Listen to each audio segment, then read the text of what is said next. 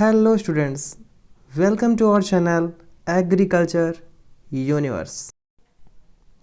Importance of crop physiology यानी कि महत्व क्या है आपका क्रॉप फिजियोलॉजी का इन एग्रीकल्चर यानी कि आपके कृषि में।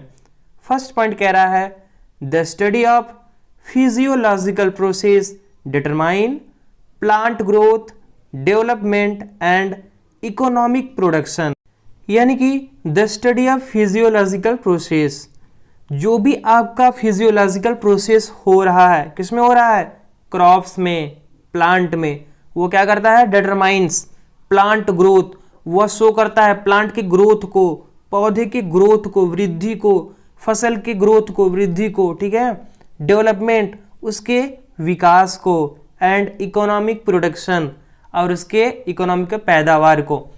तो हम इसको अच्छे से समझते हैं। जैसे कि आप जानते हैं कि हमारे फसल में यानी कि हमारे क्रॉप्स में ढेर सारे फिजियोलॉजिकल प्रोसेस होते रहते हैं।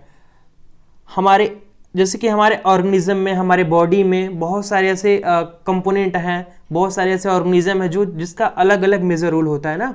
तो वैसे ही फसल में भी बहुत सारे ऐसे ऑर्गेनिज्म प्रेजेंट होते हैं, बहुत सारे ऐसे सेल्स में प्रेजेंट होते हैं जो कि बहुत ज़्यादा मेजर परफॉर्मेंस उनका रहता है, मेजर रोल रहता है फॉर किस लिए, आपके प्लांट के ग्रोथ के लिए, डेवलपमेंट के लिए और उनके पैदावार के लिए।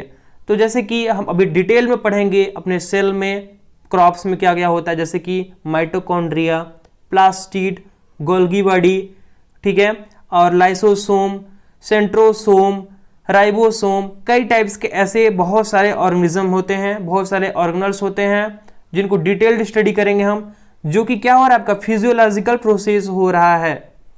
यह आपका डिटरमाइन करेगा किसमें, प्लांट के ग्रोथ के लिए रिस्पॉन्सिबल रहेगा, डेवलपमेंट के लिए, विकास के लिए, एंड इकोनॉमिक प्रोडक्शन पैदावार के लिए। अगर ये सब अच्छे से परफॉर्म करेंगे तभी तो आपका क्या होगा, इकोनॉमिकल डेवलपमेंट बढ़ेगा, यानी कि आपका इकोनॉमिक प्रोडक्शन बढ़ेगा। तो इसलिए यह बहुत ज़्यादा महत्वपूर्ण है, हमें इसे पढ़ना चाहिए। सेकेंड पॉइंट क्या कहता है guys, the study of crop physiology is important to regulate the plants disease and other physiological disturbance, यानी कि the study of crop physiology, जो crop physiology का अध्ययन है वह किस लिए महत्वपूर्ण है, is important to regulate the plant disease, यानी कि प्लांट डिजीज को पहचानने के लिए, उसको रेगुलेट करने के लिए, ठीक है, कि ये प्लांट में डिजीज हो रहे हैं, अब इनके प्रति हम ये एक्शन लें, ये फर्टिलाइजर यूज करें, ऐसे इरिगेशन करें, ये मेडिसिन यूज करना है हमें। तो उन डिजीज को पहचानने के लिए, उन डिजीज को रेगुलेट यानी कि प्रिवेंट करने के लिए हमें कौन कौन से फैक्टर की आवश्यकता पड़ेगी, यह बहुत ज़्यादा इंपॉर्टेंट है आपके नॉलेज वाइज, ठीक है, क्रॉप फिजियोलॉजी में। एंड अदर फिजियोलॉजिकल डिस्टर्बेंस, और भी जो उसमें फिजियोलॉजिकल डिस्टर्बेंस कर रहे हैं, क्रॉप को प्रिवेंट कर रहे हैं, उसके ग्रोथ के लिए, उसके डेवलपमेंट के लिए, उसके इकोनॉमिकल प्रोडक्शन को बढ़ने के लिए, तो ये चीज़ आपका डिटरमाइन करता है, ठीक है। ये बेसिकली ये भी आपका बहुत ज़्यादा हेल्पफुल नॉलेज है, ये बहुत ज़्यादा महत्वपूर्ण है आपका क्रॉप फिजियोलॉजी में। थर्ड पॉइंट की तरफ चलते हैं गाइस हम, it's help in the improvement of crop production and the quality of food. यह क्या करता है, बेसिकली आपका मदद करता है इम्प्रूवमेंट ऑफ क्रॉप, यानी कि फसल को क्या करता है, इम्प्रूव करता है, उसमें सुधार करता है।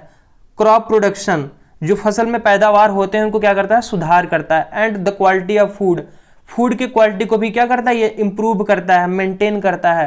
तो ये सब कुछ आपका इंपॉर्टेंट है क्रॉप फिजियोलॉजी में।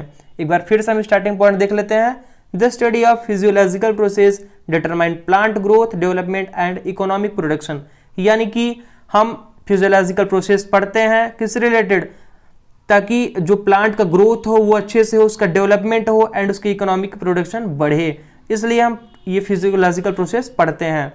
The study of crop physiology is important to regulate the plant disease, यानी कि यह ज़्यादा महत्वपूर्ण है रेगुलेट करने में जो भी प्लांट डिजीज हैं और अदर जो फिजियोलॉजिकल डिस्टर्बेंस हो रही है उनको प्रिवेंट करने में।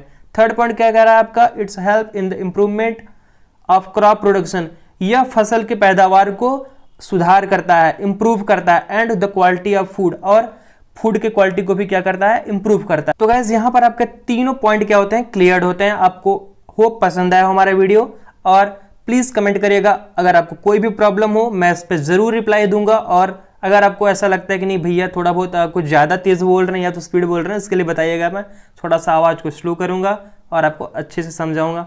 फिर मिलते हैं अगली वीडियो में, तब तक के लिए बाय बाय, टेक केयर।